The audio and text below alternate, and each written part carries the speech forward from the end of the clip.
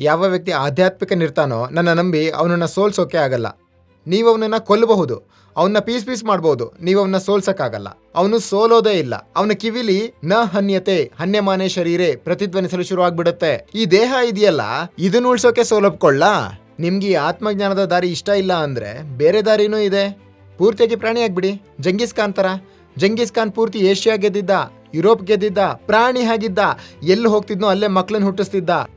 ಎಷ್ಟು ಸಾವಿರನೋ ಎಷ್ಟು ಲಕ್ಷನೋ ಮಹಿಳೆಯರ ಬಲಾತ್ಕಾರ ಮಾಡಿದ್ದ.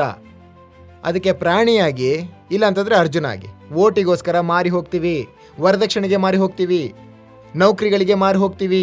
ಇಲ್ಲೂ ಇಲ್ಲ ಅಲ್ಲೂ ಇಲ್ಲದ ವೇಸ್ಟ್ ಬಾಡಿಗಳು ನೀವು ಪ್ರಾಣಿನೂ ಅಲ್ಲ, ನಾನು ಪ್ರಾಣಿ, ನೀನು ಪ್ರಾಣಿ. ಆವಾಗ ಬನ್ನಿ, ಸಮಾನರ ಮಧ್ಯೆ ಘರ್ಷಣೆ ಆಗುತ್ತೆ, ಹೊಡೆದಾಡ್ತೀರಾ. ನೀವು ಪ್ರಾಣಿನೂ ಅಲ್ಲ, ಅರ್ಜುನನು ಕೂಡ ಅಲ್ಲ.